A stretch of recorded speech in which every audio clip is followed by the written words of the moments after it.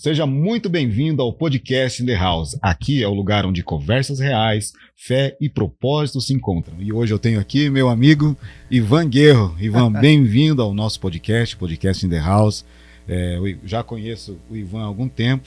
Nós somos da mesma comunidade bíblica, mesma igreja, né? Cantamos juntos, né? Servimos no ministério. O Ivan tem uma história de vida linda, maravilhosa.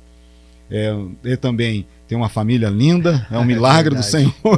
Um cara como esse ter uma família linda. Tô brincando, Ivan. Seja muito bem-vindo, é uma alegria grande ter você aqui, né? E eu queria começar com você se apresentando. Fala um pouco pra gente de quem é o Ivan, né? Vamos lá. Meu irmão, primeiro eu queria agradecer você pelo convite, né? Para mim é um privilégio, uma alegria, uma honra poder contar um pouquinho da minha história, poder estar com você primeiramente, né? Fazia tempo que a gente não estava junto presencialmente e a gente sempre teve o privilégio de caminhar um pouco mais próximo. Nós trabalhamos juntos também, trabalhamos juntos. 5 anos. Exatamente. Então é bom estar com você novamente. Esse tempo aí foi um tempo muito especial. É verdade. E que eu levo com muito carinho a nossa amizade aí nesse tempo. Sim. Te agradeço. E a gente fazia uma dupla boa no comercial lá, né? A gente fazia uma dupla boa. A gente fazia parte de uma equipe muito boa, né? Exatamente. Nosso amigo Ricardo Drigo é um agregador, né? Um ajuntador. Ele é um cara espetacular. A capacidade de unir pessoas dentro do mesmo foco, é muito bacana. É verdade, bem legal. É verdade. E foi um tempo muito bacana mesmo, muito feliz. Bom, como você disse, eu me chamo Ivan, né? Eu sou nascido em Morretes, Paraná. 64 quilômetros aqui de Curitiba. Pode vir alguma coisa boa de Morretes, Ivan? Assim como Jesus veio de Nazaré. Brincadeiras à parte, né? Mas essa é a frase. Me lembrou, eu estava assistindo The Chosen esses dias, me veio essa frase na cabeça. Mas Morretes é uma cidade incrível, E tenho ainda raízes lá, né? Mas logo... Sua irmã mora lá? Minha irmã mora lá, né? A minha mãe hoje não mora mais lá, mora em Paranaguá, mas somos todos de Morretes. E da minha família, dos meus irmãos, eu fui o único que nasci em Morretes. Né? Os outros meus irmãos nasceram em Curitiba. Você tem mais 2 irmãos? Tenho mais 2 irmãos por parte de pai e mãe, tenho uma irmã por parte de pai. Né? Então, meu pai e minha mãe se separaram logo que eu nasci.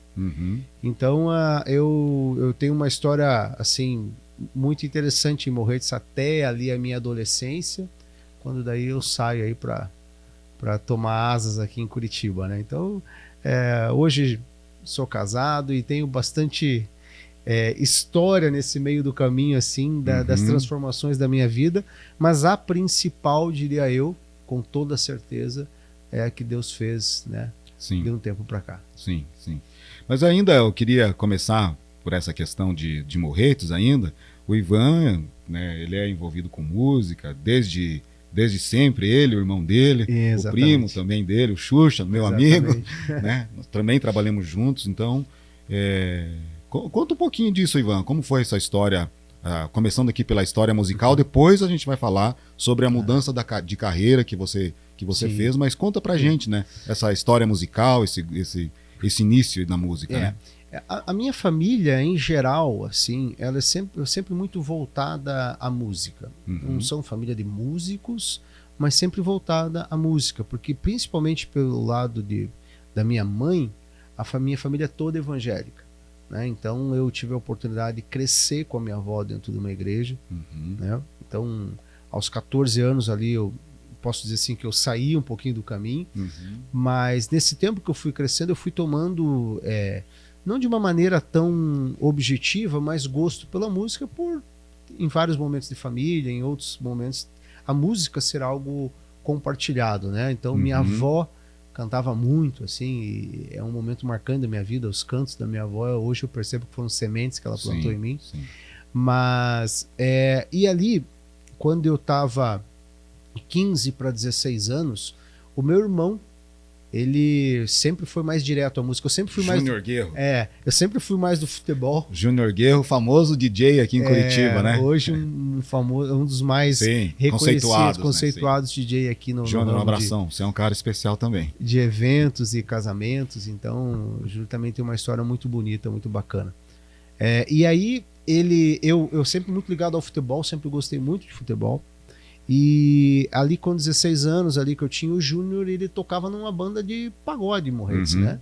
Uma banda que só tocava em Morretes, era uma banda de amigos, enfim, que também já tinha uma história já de pessoas, sabe? Quase de gerações, assim. E em um determinado momento, eu e o Xuxa estávamos na porta desse bar ali comendo x-salada, né? E eu não sei por que naquele dia faltou um integrante e o Júnior falou assim pra mim, você não quer tocar? E a partir dali eu nunca mais saía da banda, entendeu? Então a minha história começou assim, muito de brincadeira, mas essa banda também foi crescendo. Sim, ela ficou, né, se tornou algo sério, né? Essa algo banda relevante. foi crescendo. Ali, aí logo em seguida também conciliou com a minha vinda para Curitiba, que eu vim para estudar, porque Morretes ele tem esse limite, né? Esse limitador, não tem faculdade. E na minha época era ainda menos. Então eu vim para fazer o terceirão aqui e morar com o meu pai de sangue. Eu não, até então na minha história eu não tinha morado com o meu pai de sangue, né? E aí veio para cá e aí nesse mesmo tempo começa a coincidir da banda começar a ter a criar asas assim. Então de foi Morretes crescendo para Curitiba, né? As pessoas foram conhecendo, foi tendo interesse, aí foi tendo um showzinho aqui, um showzinho ali. Tudo começou com um carnaval, que nós não entendemos até hoje como aconteceu, porque nós só tocava em Morretes e fomos convidados para fazer um carnaval na Fórum, que era a maior casa de show de Curitiba na época. Então nós saímos de lá, ensaiamos e viemos para cá assim, mas a gente vai chegar lá, não vai ter ninguém, senão não tinha chamado a gente. Eu chamado uma atração nacional. E quando nós chegamos, nossa surpresa foi um carnaval assim, de 5, 6 mil pessoas por noite. Uau. Então foi aí que deu esse início de uma maneira até mais, não ainda profissional, mas de uma maneira mais ali já tendo um certo ganho com a música, né? E aí a banda acabou mudando para Curitiba. Isso, aí a banda foi assim, aí foi acontecendo as migrações, né? Porque quanto mais foi aumentando os shows em Curitiba, algumas pessoas que já eram mais da antiga não queriam mudar a sua rotina. Né? E aí a banda foi passando por suas transformações e foi crescendo aqui no cenário em Curitiba a partir daí mesmo. A gente vai deixar aqui o link da banda Jeito a Mais. Tinha outro nome, né? Tinha outro nome? Tinha outro nome, porque o que acontece? Como a banda era de Morretes, só tocava em Morretes, nas festas de Morretes e aquela coisa toda, a banda não tinha nome, para começar. Né? Então chegou um momento que para tocar em uma determinada festa, que é a Festa Feira Agrícola e Artesanal de Morretes, precisava de um nome. E aí, até foi antes da minha entrada, eles quiseram homenagear Morretes, né? Fazer uma homenagem à cidade. E aí a homenagem partiu de quê? Pô, o que Morretes é conhecido? Morretes é conhecido na época, gengibre, banana. E pelo quê? E pela cachaça. Então tá bom, então nós vamos dar o nome de Álcool Mais. Álcool Mais. E aí, na época, a turma também gostava de uma bebida. Enfim, aí a banda ali, ela começou com esse nome, né? E depois de muitos anos, em 2007 já, que ela teve essa mudança pro Jeito a Mais. Né? Foi a partir dali. Muita coisa aconteceu nesse meio do caminho, assim, se eu alongar aqui a história... Não, mas é legal essa história. Legal. Porque a gente veio para Curitiba, a banda foi crescendo, e em um determinado momento nós tivemos assim um reconhecimento de alguém de fora. Porque a música, até hoje talvez seja, mas na época você precisava... De um padrinho. Igual um empresário de jogador de futebol, né? As coisas são muito parecidas. E aí um cara do Rio veio para cá para ver uma banda, viu a gente e nos chamou para conversar. Olha, vocês não querem e tal. Só que você sabe que a música é tudo muito caro. Né? E a gente falou assim, olha, a gente não tem condições e tal. Poxa, mas eu acho que vocês dariam, não sei o quê. E nós fomos para uma reunião de carro, Curitiba, Rio de Janeiro, para fazer uma reunião. Fizemos uma reunião muito boa e tal. E aí coincidiu da gente estar lá e não sabia o que fazer, porque precisava de dinheiro. Gravar um CD na época custava, nessas condições assim que a gente precisava, que era usando os músicos que já gravam no Rio de Janeiro. Porque é incrível, Anderson, mas o pagode tem uma característica totalmente diferente de ser gravado de outros estilos, do que a gente está acostumado. Né? O pagode se grava o CD praticamente em um dia. Os músicos sentam sem conhecer a música, cada um com a sua partitura, grava e sai uma base pronta para gravação. Então é bem interessante. Então, e na época você referendava muito quem você era pelas pessoas que gravavam o teu CD. Então, Mas hoje também é assim, né? Também um pouco, né? Mas no pagode tinha muito isso no samba, né?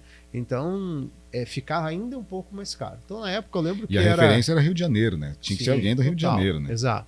Porque então, até o pagode, o samba do Rio de Janeiro, comparando com o samba de São Paulo, é diferente, né? Assim, hoje já está muito mais parecido. Até porque São Paulo cresceu demais, né? Sim. Assim, vou dar minha opinião, né? Sim. Sabe que hoje a voz tem ecoa e as pessoas se ofendem. Eu nunca gostei muito de erguer bandeira, né? Esse negócio assim, vamos erguer a bandeira do samba. Sempre calma. A gente vive disso, é profissional, respeita, mas existem bandeiras mais significativas para serem levadas na vida. Tem espaço para todo mundo. Sim. Né? E aí, o que acontece, né? São Paulo se profissionalizou demais. Muitos empresários do samba da década de 90, muitas bandas de lá, né? Se pega na época, as maiores referências do samba 90, se for olhar, elas vêm de São Paulo. Né? Na época era Exalta Samba, Negritude Júnior e tantas outras, mas essas são mais conhecidas. Então, o São Paulo bateu de frente quando se profissionalizando. E o Rio também veio atrás, mas o Rio sempre levou fama por ter os maiores exponenciais. Sim, né? Os talentos Fundo estavam de lá. Quintal, Zeca Pagodinho, Alcione, tantas outras aí, referências. Então era muito importante ter essa referência. E aí nós chegamos lá e falamos assim, legal, a gravação do CD, ela hoje em média custa R$30 mil, isso em 2007. Né? Por uma banda que tinha um cachê aqui em Curitiba, talvez de R$400.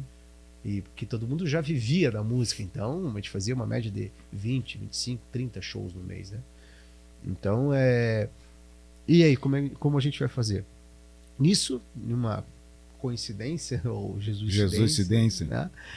Toca o meu telefone, era um amigo meu, jogava futebol, né? Um grande amigo meu, e ele estava na época, se eu não me engano, na Itália, antes não estava na Rússia ainda. Aí onde você tá e tal, e né, o celular era ainda era recente ainda, né? Sim. Onde você tá e tal, falei, cara, você nem acreditou no Rio, e ele gosta muito de samba, né? Tô no Rio e tal, o que foi fazer aí? Assim, assado e tal, isso que ele contei pra ele, assim, e agora o que você vai fazer? Falei, agora vamos voltar pra Curitiba e vamos pensar. Eu falei assim, e se eu virar o empresário e investir? Então tá fechado, eu virei pro cara, tá fechado.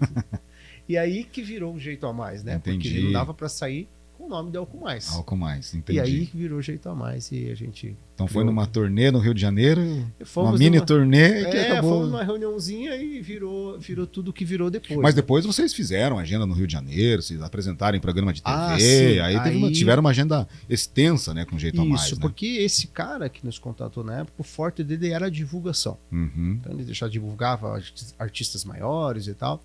Então a gente fez ali dentro da nossa possibilidade financeira, a gente fez uma agenda do que era possível. Só que o que aconteceu, né? No Rio de Janeiro existe uma rádio que ela é referência do samba, que chama-se até FM Dia. Então tudo que vira sucesso toca lá.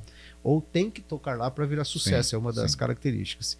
Lógico, tem seu preço, mas na época eles levaram a nossa música até eles e a gente tinha gravado essa música com um grupo de samba, agora chama de feat, né? Na época vem fazer aqui uma parceria e tal, mas com um grupo de samba de lá chamado Pique Novo na época. E essa música caiu no gosto da galera, assim. E a rádio também gostou, então a gente conseguiu entrar nessa rádio, essa música ficou, se não me engano, mais de 3 meses entre as 10 mais tocadas. Então a gente ficou bem conhecido e a partir daí a gente precisou começar a divulgar quem era o Jeito a Mais. Porque as pessoas não acreditavam que a gente era de Curitiba. Sabe aquela pergunta de Morretes que você fez? Você sai alguma coisa de Curitiba no samba? Entendeu? Então a gente começou dali. Esses branquelos aí tocando samba lá do sul, né? E a gente começou a até ter um respeito, então a gente aí começou a fazer muita coisa no Rio, muito programa de TV, aí mais para São Paulo. Tivemos até a oportunidade na época de gravar Praça é Nossa, assim, uns programas bem grandes, né? E dentro disso, aí a gente deu o passo pro DVD. Né? O DVD, aí o DVD foi que ano? 2008. 2008, o DVD. 2008, é o DVD. 2008, assim, o DVD foi algo muito interessante porque ele fez uma marca, assim, um registro de um nível muito importante. Registrou um momento especial, né? Porque talvez nesse nível, com todo o respeito, talvez nenhuma banda desse nicho aqui em Curitiba e no Paraná até então tenha batido, assim, né? Por quê? Porque no nosso DVD a gente teve a participação do Fundo e Quintal. Uau. Fundo e Quintal são os precursores do samba, né? Agora até acabou de falecer o integrante principal, que é o Bira Presidente, mas a gente teve a participação. Então nós fomos para o Rio, conhecemos eles já tinham ouvido falar da gente. Aí fizemos o convite, eles chamam, claro, meus filhos, a gente vai com o maior prazer. Foi lá, meus vocês. E quando eles chegaram aqui e viram isso, porque na época, Anderson, para você ter uma ideia do tamanho, em 2008, Curitiba ainda não tinha uma mesa de som digital que possibilitasse a gravação nesse tamanho que a gente tinha. Foram mais de 70 canais de gravação na época, né? Com músicos vindo do Rio de Janeiro. Então, não tinha técnicos aqui em Curitiba para fazer esse tipo de captação dentro do samba. Não tinha que vir do Rio de Janeiro. E, para você ter uma ideia, a gente usou uma estrutura de painel de LED que também não se tinha em Curitiba. Então, a gente usou a mesma estrutura de show de LED do Bruno e Marrone na época. Era algo espetacular. Então tinha painel, porque o show a gente gravou na antiga Fórum, que era Master Hall na época, e o palco não é longo, então você tinha que ter um LED de definição maior, então não era fácil de se conseguir. Então foi algo muito grande. Quando eles chegaram aqui, nem eles, na época, tinham gravado com uma estrutura daquela. E eles falaram assim, eu nunca imaginei que a gente ia chegar aqui. Quem veio foram os dois líderes do Fundo e Quintal, que eram os dois irmãos, Bira e o Birani. E filho, o que vocês precisarem, então a gente quer apadrinhar vocês. Então foi algo muito mesmo, muito forte ali para aquele momento, para aquela época. Então foi algo que a gente conquistou assim que realmente nesse cenário eu não imaginava chegar. Muito bacana. Que legal. É legal ouvir essas histórias, né? Mas em algum momento aí aconteceu uma mudança, né? Que a gente chega aqui na transição de carreira, né? Exatamente. O Ivan, pagodeiro, né, artista, acabou se tornando uma referência também em relação a planejamento de vida, no mercado financeiro. Como que foi essa mudança, Ivan? Conta pra gente o que aconteceu, né? O que aconteceu, o porquê dessa mudança, né? Eu sei que foi algo especial e aí você também entrou algo muito especial aconteceu na sua vida, você decidiu mudar e falou, eu preciso mudar de vida, tal. Então eu gostaria que você falasse. Eu sempre, como eu falei no início aqui, contando um pouquinho da história, a minha família, por parte de mãe, sempre foi evangélica, sempre foi cristã. E ali com 14 para 16 anos, quando aconteceu as coisas da música e tal, eu me afastei. Não posso dizer que eu até me desviei, mas eu afastei. Continuei café, continuei, né? E fui pra música, fui pro mundo, fui pra noite e tal. E ali em 2008 para 2009 aconteceu as coisas do DVD e a gente continuou ali a trajetória. Em 2012 para 2013, a minha esposa engravidou, né? Minha segunda filha, que é a Letícia.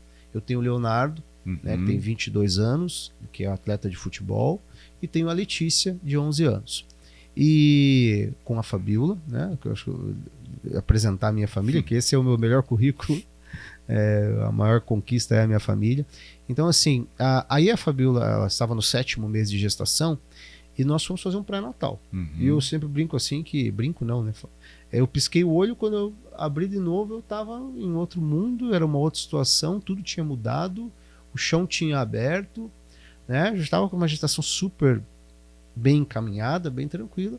E nessa gestação, nesse exame ali, do pré-natal do 7º mês, durante o exame, a médica detectou que a minha filha tinha rabdomiomas no coração.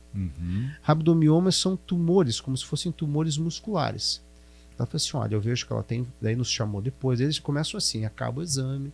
Olha, vocês podem ir ali numa salinha, eles botam uma sala assim, parece que... Sabe? Então, estão preparando, criando e um aí clima. vem mais de uma médica, senta na tua frente, precisamos... É difícil. E aí ela explicou assim, olha, o rabdomioma, esses tumorezinhos, esses nódulos aqui, eles sozinhos eles não são nada. Mas quando a gente detecta durante a gestação, ele indica uma doença que essa sim é problemática. Chama-se esclerose tuberosa. A gente não pode afirmar 100% que ela vai ter, mas a probabilidade Assim, a gente só disse que não é 100% porque a gente não pode, mas é 100% de chance. E eu falei assim, e essa doença sim, aí ela é problemática. Por quê? Porque tua filha pode nascer com retardo mental, ela pode ser epilética, ela pode ter tudo. Pode ser uma pessoa, né, não vai ser uma criança normal, eles quiseram afirmar naquele momento. Isso foi no 7º mês, um momento terrível, a gente saiu, foi para casa. E quando eu cheguei em casa, que eu entrei no meu apartamento, rapidamente assim veio um sentimento no meu coração que dizia assim, chegou a hora. Porque durante todo esse tempo, eu falei que eu não posso dizer que eu me desviei, mas eu fiquei afastado um pouco mais e tal. A minha oração era sempre assim, pai, quando você quiser, eu tô aqui. Olha, pai, me chama de volta. Eu tô aqui, né? E a minha avó sempre foi a minha referência no mundo, assim, como cristã, sabe? E eu olhava durante esse tempo que eu estava no mundo, e eu olhava e eu pensava assim, poxa, mas não deve ter problema, né? Viver no mundo, não deve ser nada demais, porque, pô, eu não faço nada, não prejudico ninguém, continuo com as minhas orações, vou na igreja quando dá. E eu olhava, quando eu olhava, pensava isso assim, via a imagem da minha avó e falava assim, mas ela não pode estar errada. Quem está errado sou eu, não é possível. Eu olhava para a vida dela assim, ela tá certa, não sou eu. E nesse momento que eu entrei em casa, veio esse sentimento muito forte assim, chegou a hora. E naquele momento eu fui pro quarto assim, rapidamente, falei assim, pai, eu vou voltar. E eu vou fazer tudo o que tiver que fazer para voltar. Mas eu não condicionei nada. Mas olha, cura minha filha, me dá isso, faz aquilo, tem misericórdia de mim. Eu não senti isso, né? Eu só entendi que era o meu momento. Não pensei, olha, tá usando isso, Deus está fazendo isso. Não, só é o meu momento. Mesmo sem muita capacidade espiritual na época, é o meu momento. E isso foi numa terça-feira, 18 de setembro, aniversário da minha mãe. E aí, terça-feira, e eu cheguei assim, logo depois, quando nós fomos deitar, e falei assim, Fá, é o seguinte, senti no meu coração, e você sabe que minha família é cristã, você já conhece, eu tô com a Fabíola desde 1999, começamos com 17, eu, 16 ela. Então eu falei assim, você já sabe de tudo, eu falei assim, mas agora chegou o momento de eu voltar, e o que eu tiver que fazer, eu vou fazer. Tá bom? Ela olhou para mim e falou assim, Ivan, deixa eu te falar uma coisa, quem me apresentou Deus foi você e a sua família. Eu conheci Deus através de vocês. Mas Deus me preparou para esse momento antes de você. Uau. Então, se é assim, amém. Eu falei, então amém. Parceiraça, né? Sempre foi, né? Fabíola sempre foi. Sempre. Eu sou extremamente abençoado por Deus por ter a Fabíola na minha vida. Porque também nesses momentos que eu estava no mundo, que a gente vem resumindo, são muitas situações e que se eu não tivesse ela, hoje eu estaria profundamente arrependido das decisões que eu tinha tomado. Então, nesse momento, era uma terça-feira, eu não tinha tomado nenhuma decisão quanto ao meu trabalho, que era, na época, eu poderia dizer que era uma grande parte do sustento da família. Sim, e você estava no auge, né? Sim. No auge da banda, no auge da música. Sonho de todo mundo que toca, que canta, você já estava cumprindo, né? Eu tava nessa agenda. E eu digo assim que o mundo, ele ajuda você a se perder um pouquinho nesse sentido, né? Porque onde você vai, as pessoas te conhecem. Então, onde você vai, você é o melhor cantor do mundo. Você se torna a pessoa também mais bonita do mundo. Então, isso é muito complexo de se lidar. E Deus, depois, hoje eu percebo que Deus já vinha me tocando sobre isso durante muito tempo. Mas eu falei para a Fabíola, eu não tinha tomado, porque o que acontecia, Anderson? Eu tocava à noite, eu tinha os meus shows, mas eu tinha o meu dia relativamente livre. Então eu podia viver com o Léo bem tranquilamente, eu levava ele nos treinos, eu levava no futebol, e ela trabalhava durante o dia. Então a gente tinha uma composição de renda, tinha uma estrutura. Então eu digo assim, a minha vida era boa. Eu não posso dizer que o meu testemunho, porque minha vida acabou e aí eu aceitei Jesus. Minha vida era boa, Anderson. E por isso eu sou grato a Deus, porque Ele me tirou, sabe, desse engano que eu vivia. Não a música, mas o mundo. E aí nesse momento a gente conversou, passou, só que sexta-feira eu tinha show. Então eu saí sexta-feira pro show E nesse show, sexta-feira, eu saí de casa, como sempre e tal, fizemos a passagem de som, chegou o momento do show, e a banda sempre tem... A banda fazia assim, tinha um tema de abertura, no final desse tema eu entrava, saudava ali o público, cumprimentava todo mundo e começava o show. Quando eu entrei, que eu saudei o público, na sexta-feira, eu senti que eu não conseguia me mexer da maneira que eu me mexia. Porque o samba tinha as danças, tinha as coreografias, as coisas, e eu não conseguia. E a minha cabeça começou a rodar como num filme. E música... Fração de segundos ali, né? Assim, música atrás de música eu não concentrava em nada, eu cantava no automático. E só me chamava a atenção que durante as músicas, algumas músicas que tinham algumas falas um pouquinho mais picantes, vamos dizer assim, eu não conseguia falar. E isso foi... E a banda não tinha um repertório fixo, ela era por módulos, então dava tempo, eu virava tal, virava pro baterista, falava e o show continuava. E aquilo foi 1h50, quase 2 horas de show. Acabou a última música, tema de despedida, e eu entrava para falar novamente. Eu ali falava, me despedia de todo mundo. Então eu agradeci e falava assim, obrigado e até a próxima, se Deus quiser. Né? Sempre falava, a frase que eu usava era exatamente: obrigado e até a próxima, se o grande pai quiser, e ele quer, eu falava ainda. Sabe? No momento que fui falar isso, até não saiu nada da minha boca. Eu falei, obrigado, e quando eu acabei de falar obrigado, eu baixei minha cabeça e eu senti assim, acabou. Acabou. Eu não tive naquele momento, eu não tive mais nenhuma dúvida, convicção, não veio nenhum pensamento, mais isso, mais acabou. Eu fui entrando, acabou o show, me despedi das pessoas, tirei ali umas fotos com algumas pessoas, tal, com a galera da banda e tal. Entrei no carro, fui embora, chorando muito, assim, uma coisa, sabe? Cheguei em casa, deitei e eu não tinha pedido nada para Deus até aquele momento. Eu só cheguei e falei assim, pai, eu sou a única coisa que eu quero te pedir. Me ajuda a falar com a Fabiola. Porque é o nosso sustento. Tem financiamento de apartamento, tem carro financiado. Como é que eu vou chegar? E daí o que aconteceu, Anderson, nisso tudo?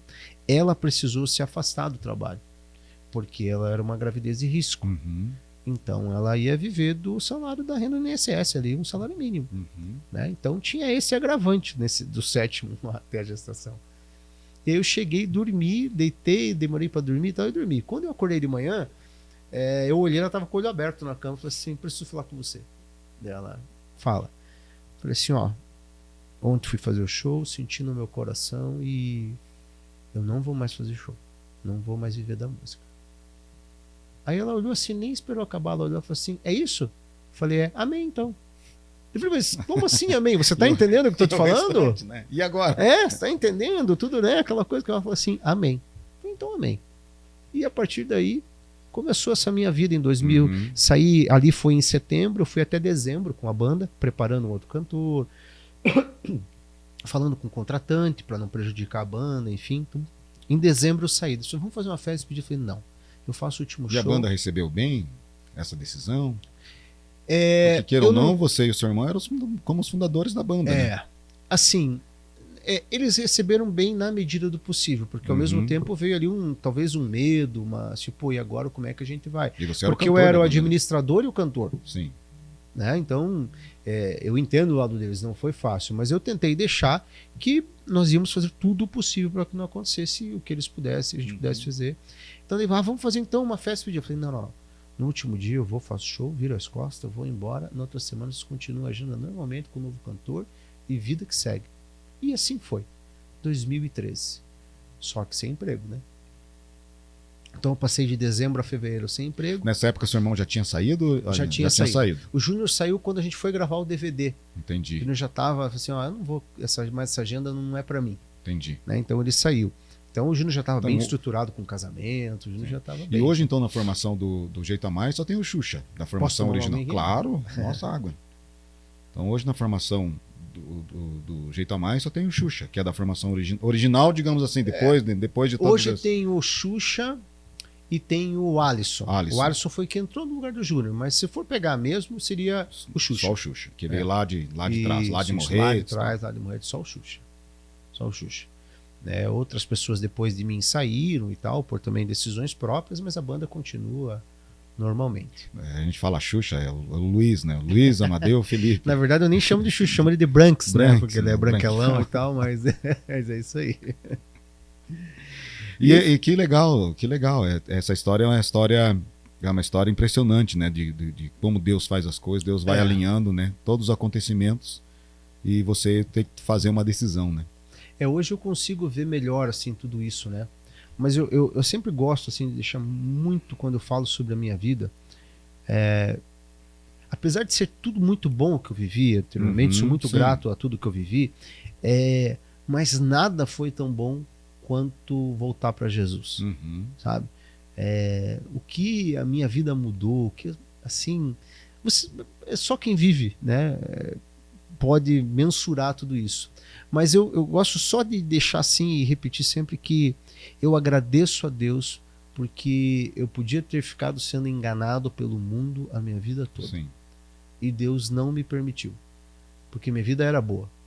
Mas Deus falou assim, você acha que é boa? Então deixa eu te mostrar um negocinho aqui.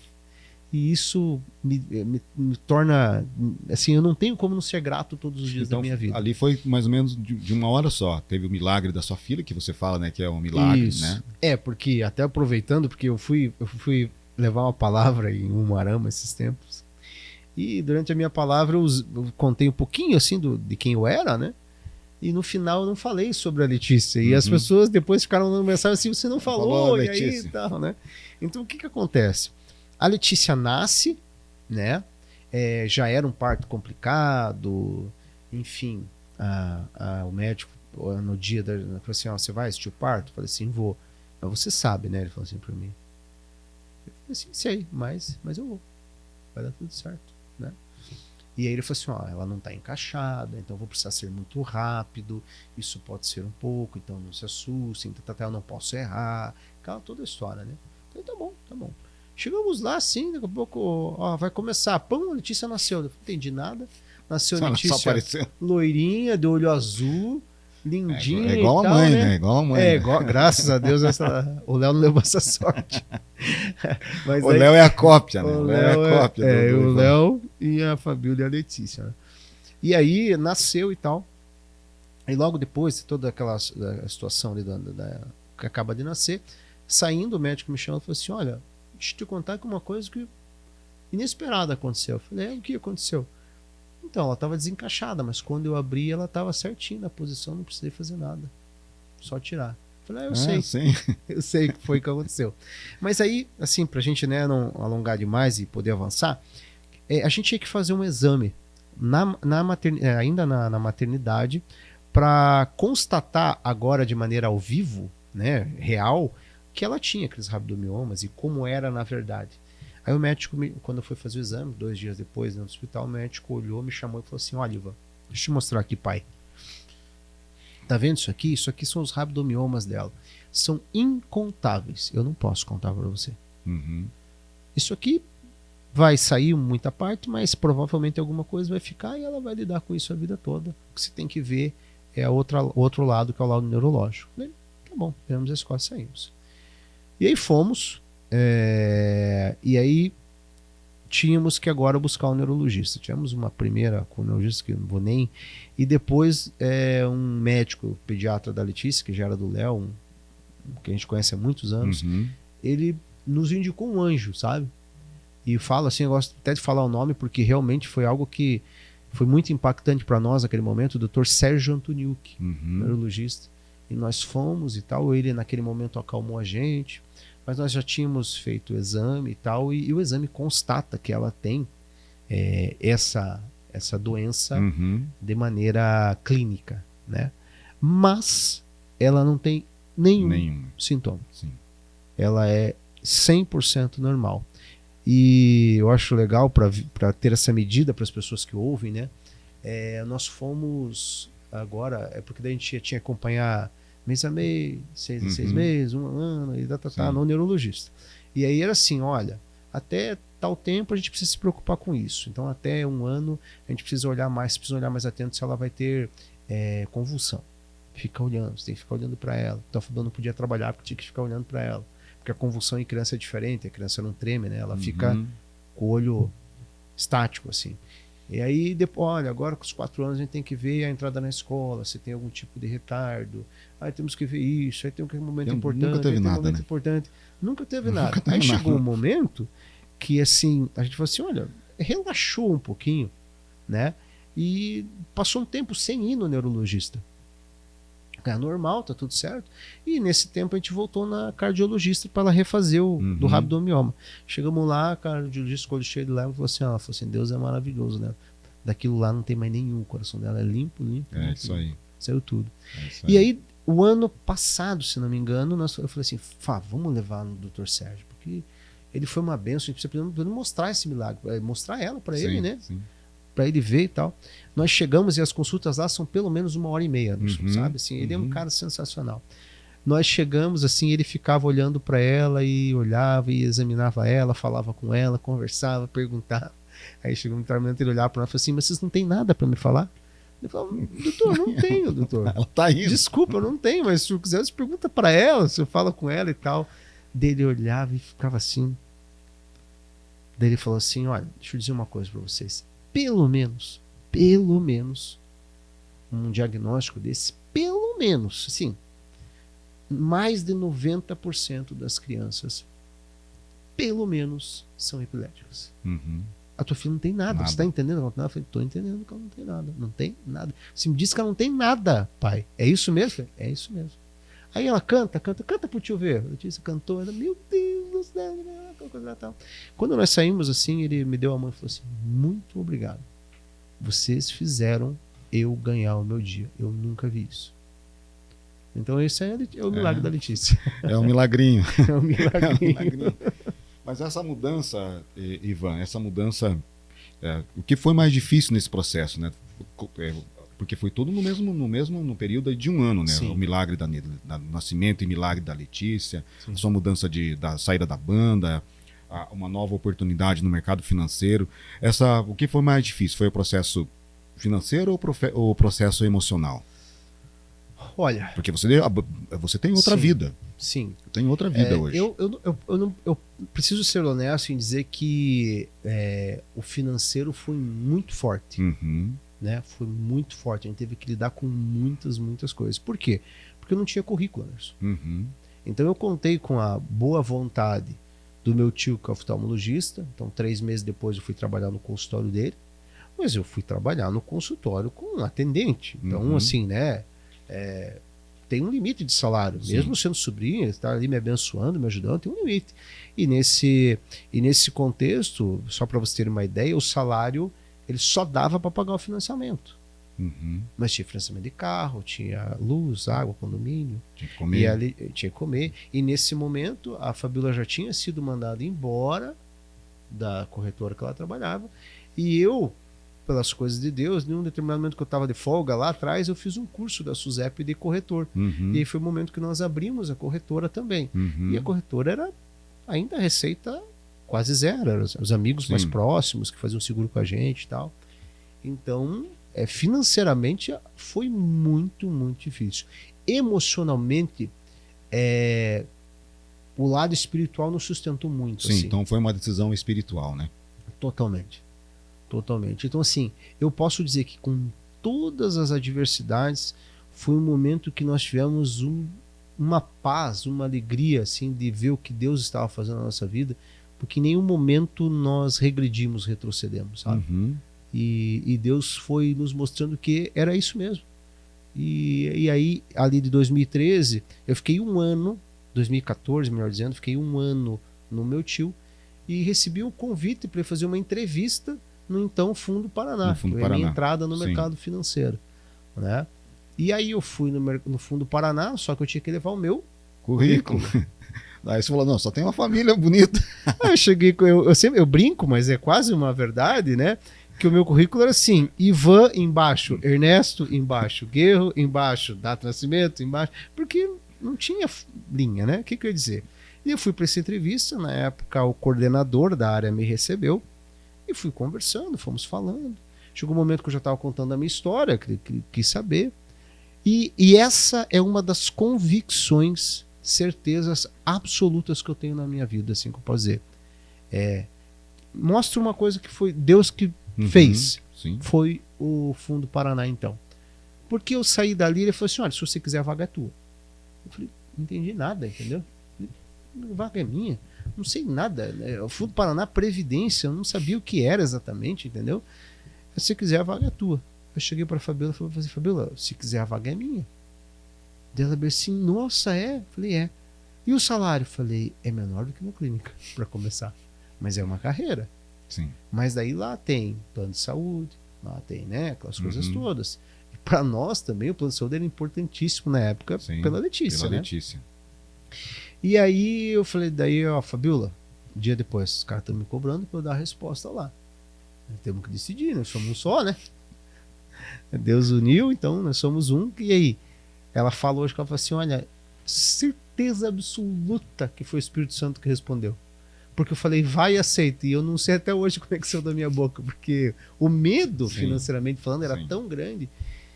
E assim, por que eu tenho essa convicção? Eu entrei às 8h30 no Mais Futuro. Meio-dia eu estava no Fundo Paraná. Depois mudou o nome para Mais Futuro. Isso, mudou para Mais Futuro. 8h30 eu entrei no Fundo Paraná. Meio-dia eu estava na aba.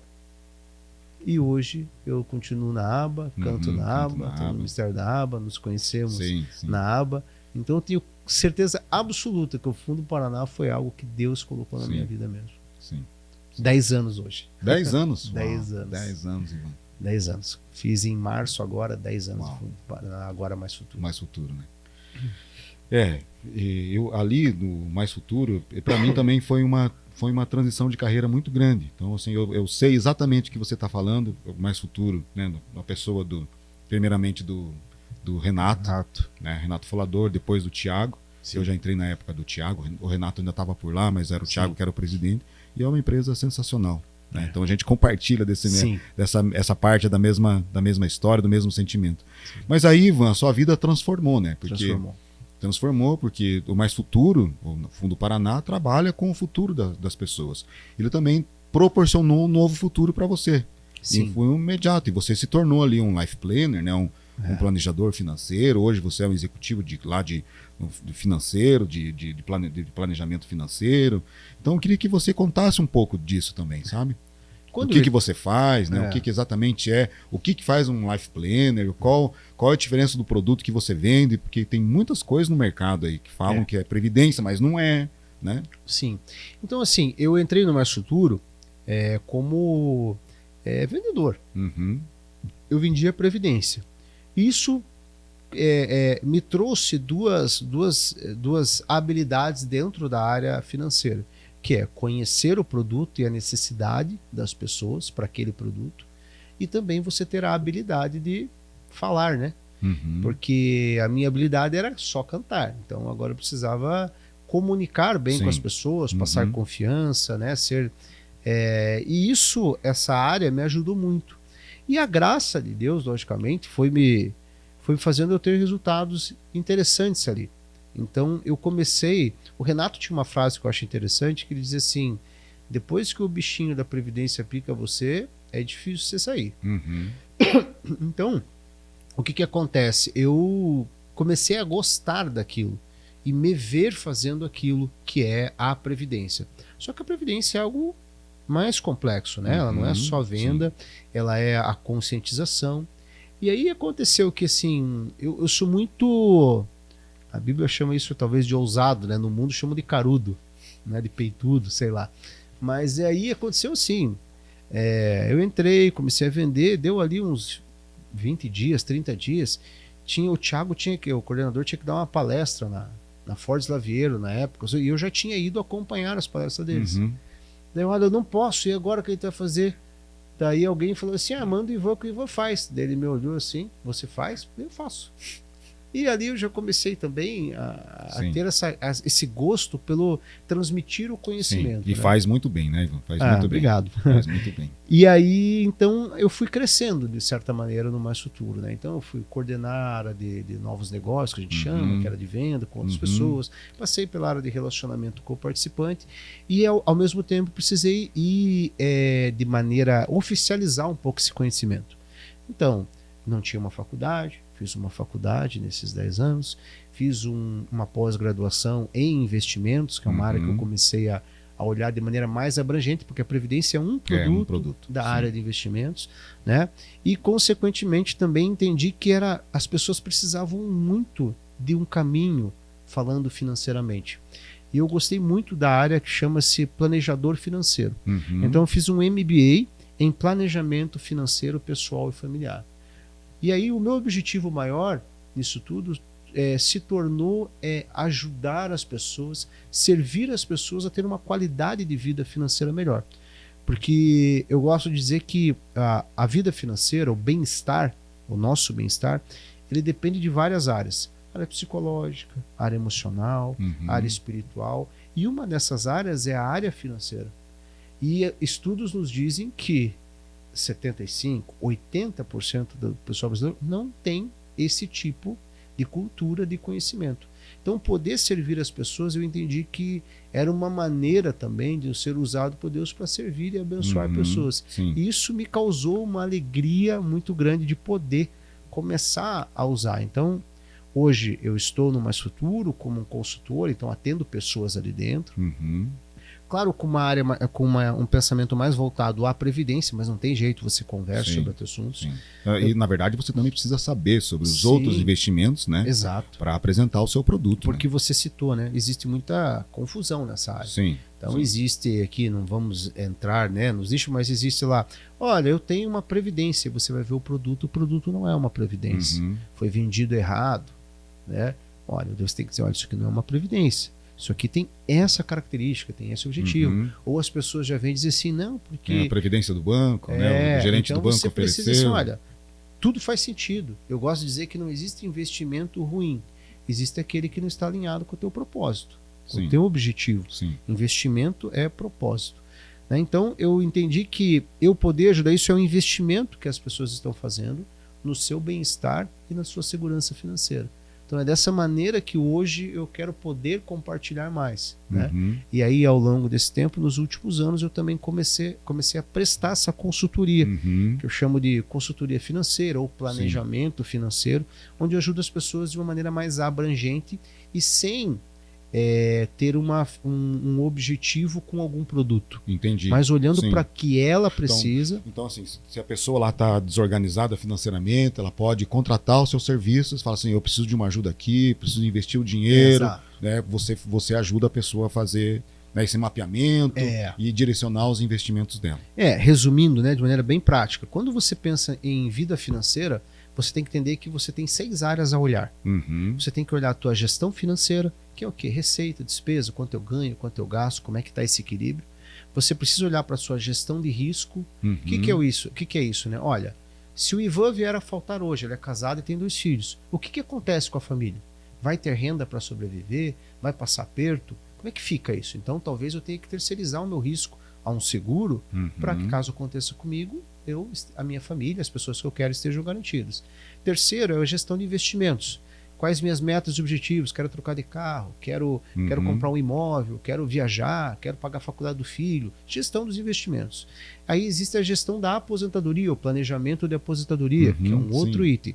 Existe o planejamento tributário, o planejamento sucessório. Então essas 6 áreas comandam a tua vida financeira.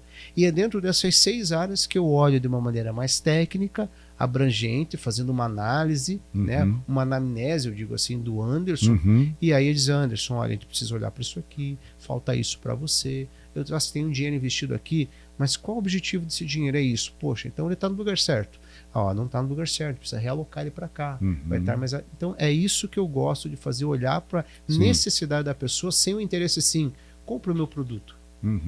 Eu gosto... Entendi. Então, Ivan, a pessoa aqui, ela vai dar os primeiros passos. Por onde que ela começa? Diz para mim, onde que a pessoa começa? Ela chama você, a gente vai deixar o telefone do Ivan aqui embaixo, né? O Instagram dele também. Gente, se você sentar com o Ivan é uma pessoa sensacional, você vai entender exatamente o que você precisa, os passos que você precisa tomar. Eu sei porque a gente já trabalhou junto nisso, o Ivan é uma pessoa extremamente capaz. Mas o que a pessoa precisa fazer? Porque o que acontece, Ivan? A gente sabe que o brasileiro não se preocupa muito com a aposentadoria. Até esse nome aposentadoria, nós já discutimos isso. Muitas e muitas vezes. É um nome velho. Quando se fala em aposentadoria, a gente pensa lá nos anos 60, anos 70. Então as pessoas têm uma certa dificuldade. Convencer o jovem, por exemplo, a guardar grana para o futuro. Então a gente nem gostava de usar essa palavra aposentadoria. A gente falava sobre futuro. Né? Por onde que a pessoa começa? Veja, eu gosto de... Primeiro, quando a gente fala de vida financeira, existe muita coisa hoje na internet, YouTube e tal, e tem muita coisa legal. Mas existe também muito guru, muita coisa assim, tipo, olha, uma coisa que eu não suporto ouvir. Ele é guru e entrega tudo que ele faz, né? Tudo não, que ele assim, fez. uma coisa que eu não suporto ouvir assim é você dizer assim, ó, vem aqui e aprenda a guardar o seu primeiro milhão. Anderson, olha só, 78% das pessoas no Brasil hoje estão endividadas. 78%. A última pesquisa que saiu semana passada. 75% das pessoas não fazem qualquer tipo de economia. Tá? Aí você vai ensinar essa pessoa a chegar a 1 milhão. Não é mais fácil se você fala assim, pessoal, primeiro deixa de dever, aí depois que você dever, você vai criar uma capacidade de poupança, e nessa poupança nós vamos entender os teus sonhos, e você vai atingir o teu primeiro 10 mil, o teu primeiro 20 mil, aí a tua reserva de emergência, depois nós vamos buscar o teu... Porque as pessoas realizam sonhos do Brasil hoje através de endividamento. Vou usar um exemplo prático com você. Você passa no shopping hoje, numa loja de celular, tá lá, financie o seu celular em 21 vezes. 24 vezes. 24 vezes, 21, 18. Cara, eu não estou dizendo que isso é 100% errado, tá? Mas eu estou dizendo assim, isso é uma amostra que você realiza sonhos através de endividamento e não de planejamento. Então, eu gosto de, primeiro, né? Olha, existem muitas coisas na internet que você pode ver que são ruins e que são boas. E dentro das boas, para mim, falta uma coisa. Falta alguém que te dê a mão e dê pelo menos o primeiro passo com você. Senão você não sai do lugar. Então, o meu objetivo é sempre, primeiro, uma anamnese. Eu preciso entregar um relatório para o Anderson, né, do que é a vida financeira dele, quais os pontos de atenção, o que está indo bem, ou se não está indo nada bem, o que ele precisa fazer para mudar.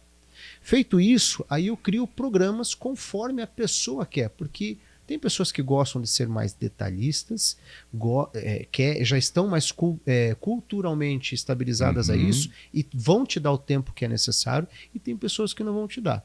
Então eu trabalho com a ideia assim, olha, eu posso ir até o primeiro passo com você, né? Então a gente vai fazer toda a amnésia, vou te entregar, e no primeiro mês a gente vai caminhar junto.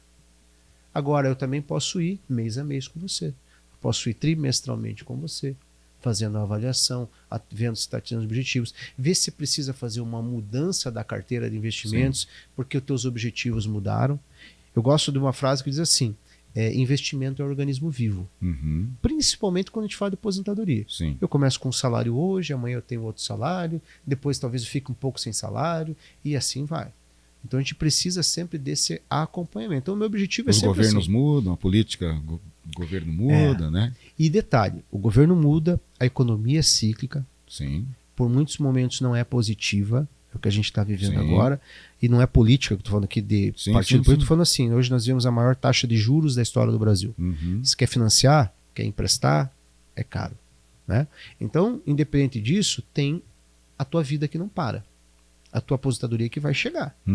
E dentro disso tem uma coisa chamada longevidade, que é o quê? Esteja certo que se tudo der certo, você vai viver mais e melhor.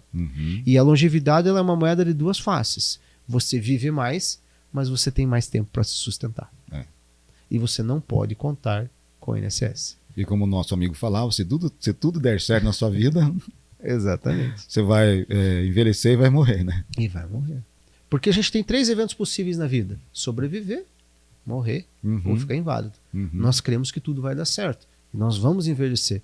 Só que as pessoas, se eu puder deixar um pensamento aqui hoje, além do principal, que é que a vida com Cristo é melhor do que qualquer outra coisa e as demais coisas são acrescentadas, mas se eu deixasse um pensamento tenha a certeza que você precisa de um plano B para a sua aposentadoria. Não existe a possibilidade de você ter uma aposentadoria tranquila só com o INSS. Você precisa de um plano B. Não tem jeito. Uau. Então, Ivan, qual o conselho aqui, para a gente já partindo para o final aqui, qual conselho você deixa aí para o pessoal que quer mudar de carreira? Né? Você pode dar vários conselhos, né? Mudando de carreira, pessoa conselhos sobre o futuro, conselhos sobre a música, conselhos sobre a produção musical. Olha, eu gostaria de... Eu não posso começar com um conselho a não ser, e eu sei que a gente tem essa liberdade aqui, tome a decisão pela vida com Cristo. Nada do que eu fiz depois faz sentido se eu não tivesse aceitado a Cristo antes. Né? Tudo faz sentido após. Independente da decisão, tudo faz sentido. Então eu creio que Jesus foi me preparando algumas coisas, né? Então eu percebo que hoje os dons que Deus me deu, eu poder usar para Ele, para servir a Ele, não tem nada que me faça viver mais em paz do que isso, mais tranquilo do que isso. Depois que eu aceitei Jesus, a minha vida como esposo, como marido e mulher, como pai, como amigo, como irmão, como filho, como profissional, tudo mudou. Nada é mais como era antes, tudo se fez novo e de uma maneira que eu jamais vou poder trazer em palavras, né, o que é. Então, faça tudo, mas faça tudo com Jesus, faça tudo com Cristo, né, guiado, conduzido por Ele, sabendo que Ele tem o melhor caminho, Ele é o caminho, Ele é a verdade, Ele é a vida. Né? Porque todas as demais coisas vos serão acrescentadas. E a gente sempre tem pessoas que podem ser instrumentos de Deus na nossa vida. Né? Assim como você foi um dia na minha vida, está sendo e me convidar aqui para vir trocar essa ideia maravilhosa. Não, eu preciso agradecer porque realmente para mim você esse convite me trouxe assim, falei, poxa, Deus, o Senhor é bom mesmo. O Senhor é bom mesmo. Então a gente precisa de instrumentos de Deus na nossa vida, né? E a gente pode ter instrumentos para todas as áreas da nossa vida, para a vida espiritual, para os hobbies, para a vida financeira, né? Você pode contar com pessoas bem intencionadas para servir também nesse momento, né? E eu acho que é isso, meu amigo. É isso aí. Eu acredito que o Ivan tem muito para compartilhar. A gente poderia ficar conversando aqui horas e horas.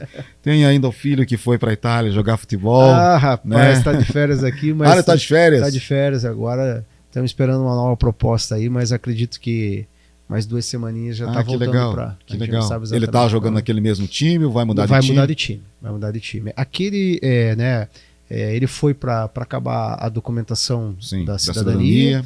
E também para ter um primeiro material dali da Europa, né? E aí agora, com esse material pronto, com a cidadania, a gente está galgando voos maiores. Olha aí. Em nome de Jesus. Em breve, vai dar certo. Léo Guerro? Léo Guerro aí no Cautio italiano. No Cautio italiano, Tem algumas coisas aí, a gente está vendo e está esperando ainda uma definição quanto à Itália também.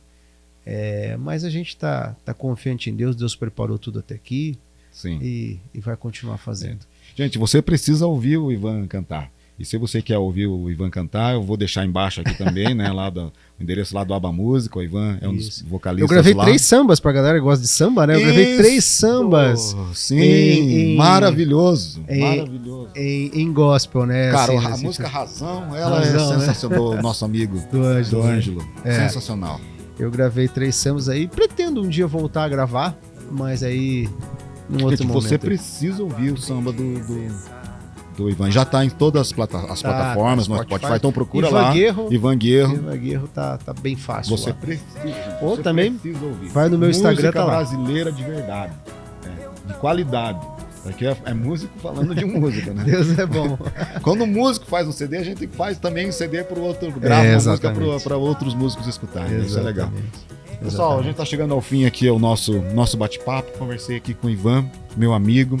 Então, se você precisa de um ajuste, de uma ajuda nas questões financeiras relacionadas ao seu futuro, o Ivan Guerro é a pessoa certa. Gente, muito obrigado por sua atenção, obrigado por nos acompanhar aqui. Continue firme e forte aí, né, no nosso podcast In The House. Como eu sempre falo, puxa a cadeira, pega um café e bora conversar. Gente, até mais, até a próxima.